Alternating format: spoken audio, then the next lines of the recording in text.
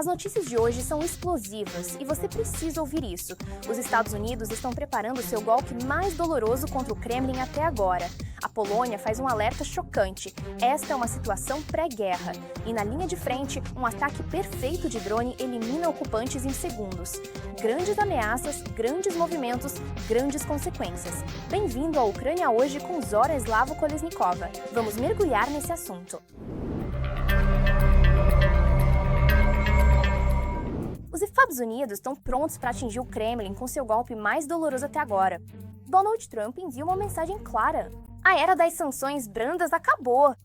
Se a Rússia não parar a guerra, o mundo precisa cortar seu oxigênio.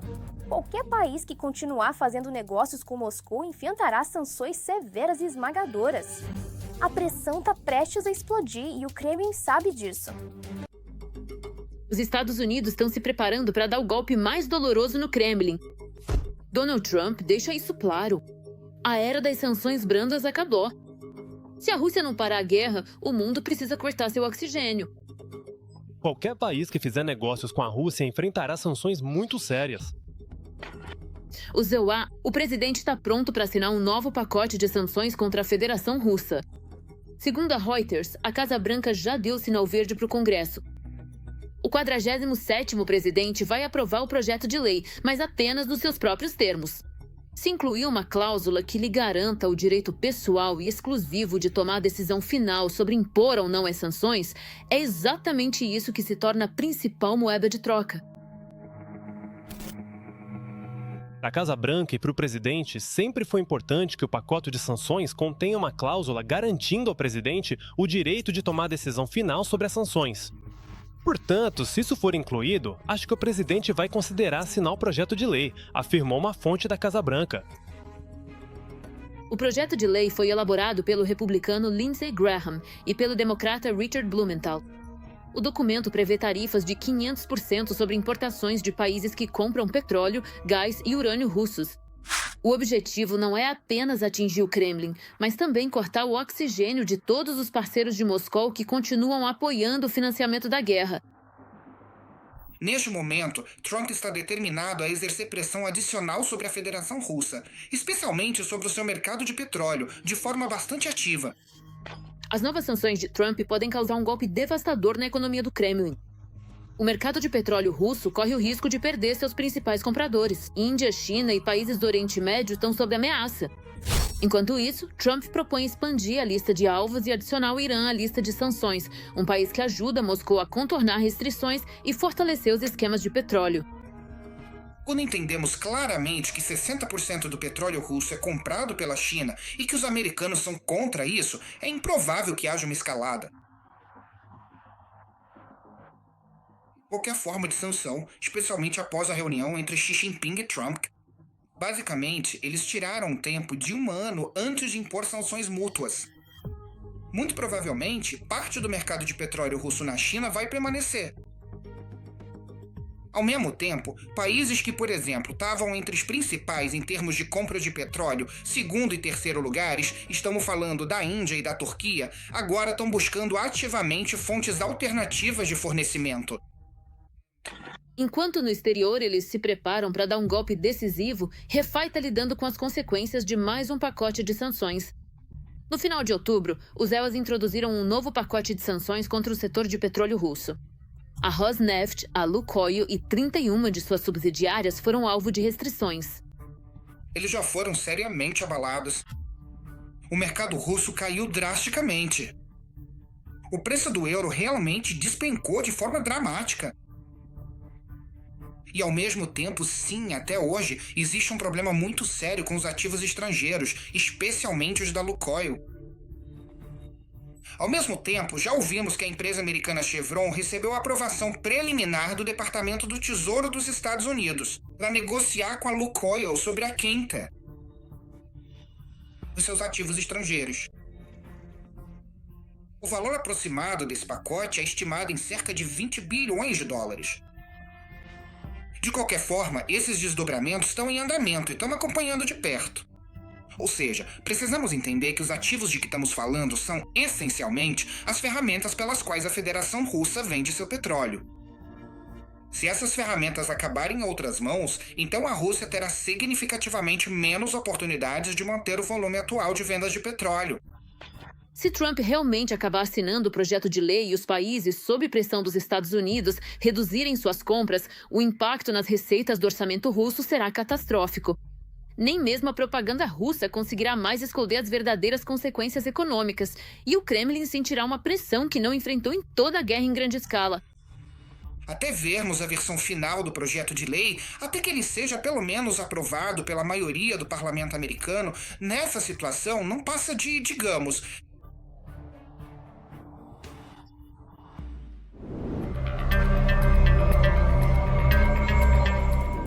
Polônia soa o alarme. Esta é uma situação pré-guerra. A Polônia está alertando o mundo de que, pela primeira vez desde a Segunda Guerra Mundial, estamos mais próximos do que nunca de um conflito aberto. O Estado-Maior relata que o agressor está planejando um ataque e já começou a se preparar para a guerra. Eles estão tentando minar confiança pública no governo, no exército e na polícia, tudo para criar o cenário perfeito para uma possível agressão contra o território polonês. O perigo está aumentando rapidamente e a Europa precisa acordar.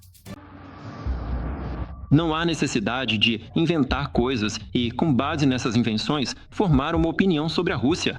Não há necessidade de criar uma imagem da Rússia como inimiga. Vocês inventaram essa ideia de que a Rússia quer atacar a OTAN. Vocês perderam completamente o juízo ou o quê? Vocês são tão burros quanto esta mesa, sinceramente. Quem inventou isso? É uma besteira, entendeu? Pura baboseira. O Kremlin começou os preparativos para a guerra contra a Polônia. Agora estamos mais próximo do que nunca de um conflito aberto desde a Segunda Guerra Mundial. Essa é uma situação pré-guerra. O Estado-Maior anunciou um ataque planejado. O agressor começou a se preparar para a guerra. Ele está criando um ambiente destinado a minar a confiança pública no governo, no exército e na polícia, para preparar o terreno para uma possível agressão contra o território polonês.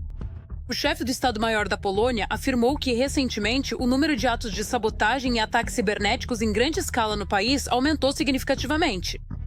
Esses eventos podem indicar que a Rússia está criando condições para desestabilizar a situação e enfraquecer o Estado por dentro. Um dos incidentes mais recentes desse tipo foi uma explosão na linha ferroviária Varsóvia-Lublin. Analisando todos os incidentes que ocorreram na Polônia e na Europa, pode-se dizer que todos os rastros levam para o leste, para Moscóvia.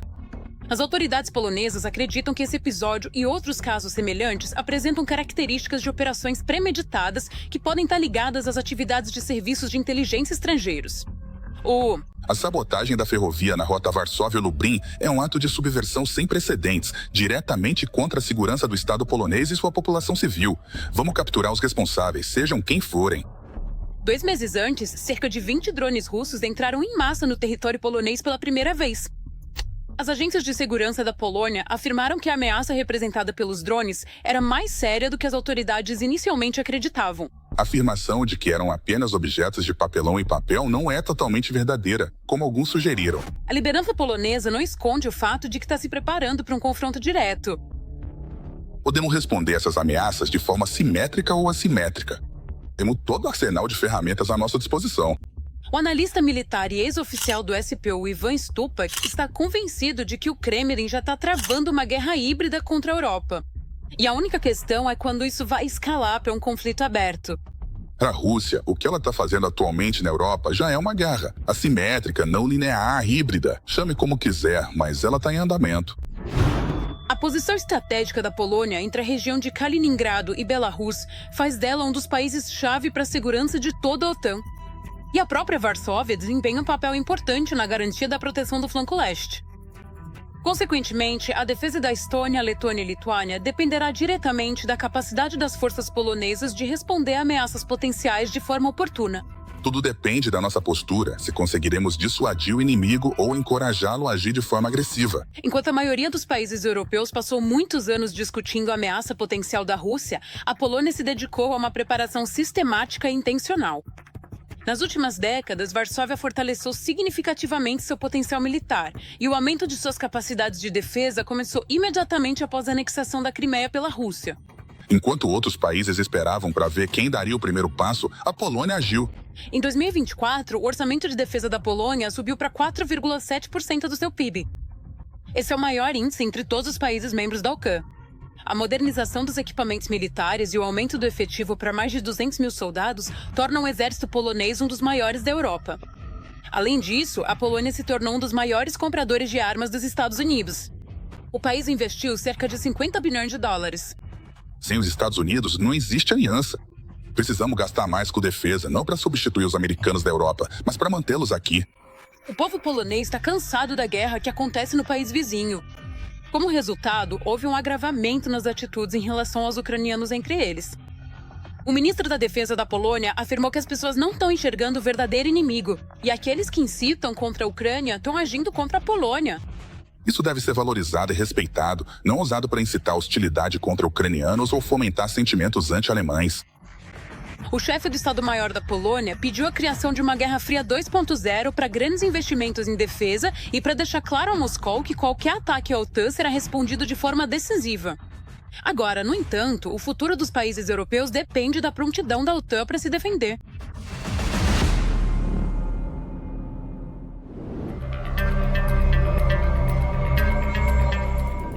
Um lançamento perfeito e os ocupantes não tiveram a menor chance.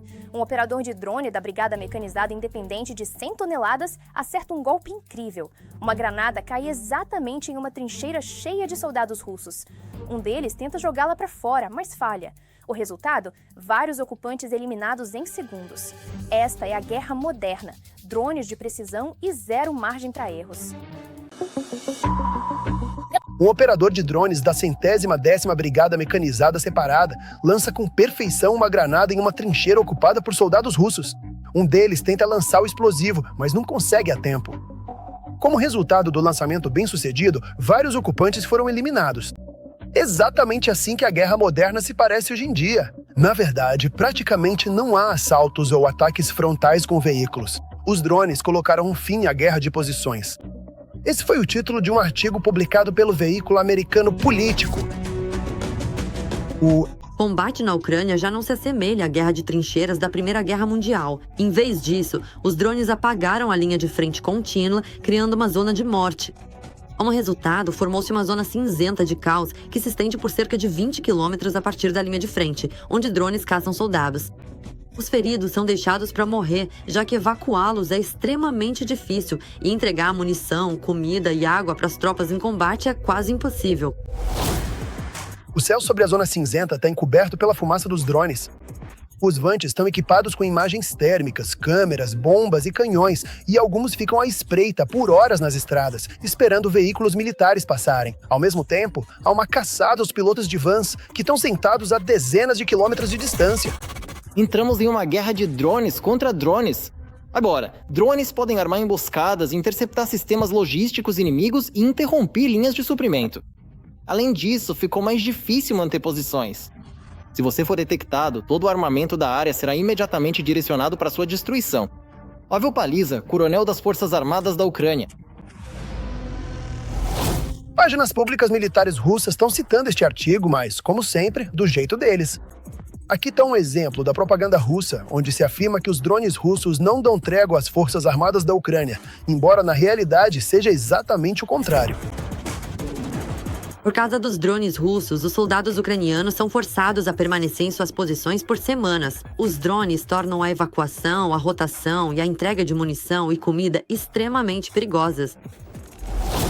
Informações de fontes abertas mostram que, na verdade, é o exército russo que abandona seus soldados feridos, em vez de evacuá-los. Agora, a Rússia também está tentando acompanhar a produção de vários tipos de vantes de ataque. Por exemplo, nas áreas de linha de frente, o inimigo começou a usar um novo tipo de drone iraniano, o Shahed-101, com uma ogiva de 8 a 9 quilos e alcance de voo de várias centenas de quilômetros. Até agora, os ocupantes não conseguiram localizar a produção desse drone na Rússia. Os Vantes foram produzidos em 2024 no Irã. Mas é só uma questão de tempo. Os russos aprendem rápido com seus erros. Estamos disputando de igual para igual aqui e eles têm alguns avanços realmente impressionantes. A ciência deles é bem estabelecida e funciona. Eles conseguiram suprimir e desmontar qualquer resistência interna ou tentativa de se opor à guerra.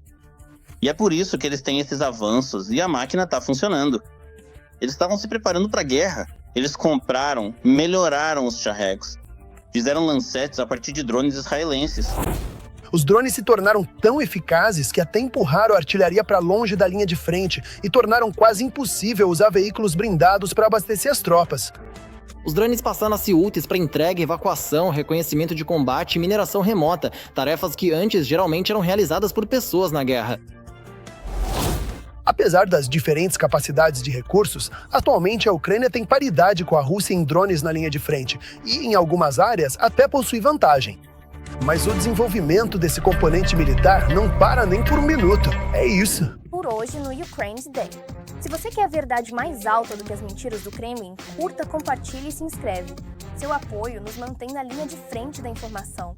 Fique forte, fique informado e fique com a Ucrânia.